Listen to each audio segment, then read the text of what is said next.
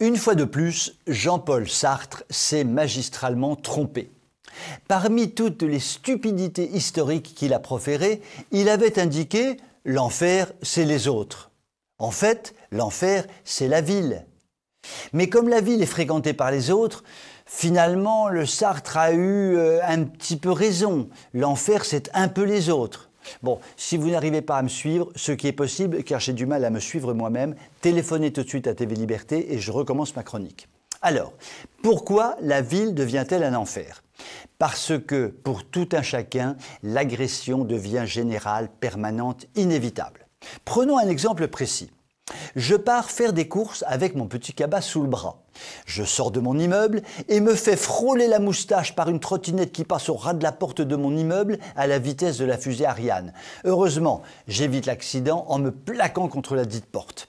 Je commence à marcher sur le trottoir et je dois participer au hurlement d'une excitée qui raconte sa vie à quelqu'un en main libre sur son portable. En la doublant rapidement pour retrouver un peu de silence, un père de famille et ses 2 enfants, pédalant à toute allure sur le trottoir, manquent de me renverser. Je m'apprête à les insulter grave, je veux dire, quand ma voix est couverte par une moto dont le moteur hurle et éclate le tympan de tous ceux qu'elle croise. Je presse le pas de plus en plus énervé. Et je tombe sur un panneau publicitaire qui m'explique que je dois aimer ma fille si elle est trans. Je represse le pas de plus en plus énervé, je rentre dans ma boulangerie et une voix comminatoire m'intime l'ordre de mettre mon masque ou de sortir.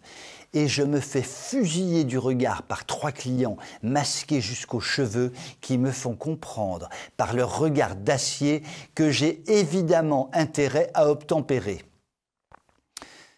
Je me sens accablé. Je décide tout net d'arrêter mes courses. Je rentre chez moi avec une seule petite baguette de pain dans mon cabas.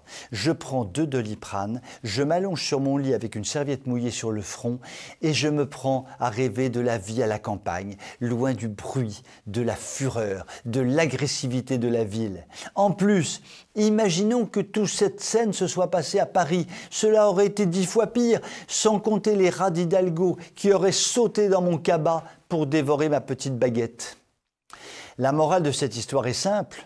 Pour vivre heureux, si on le peut bien sûr, vivons campagne. Je vous souhaite une très bonne soirée.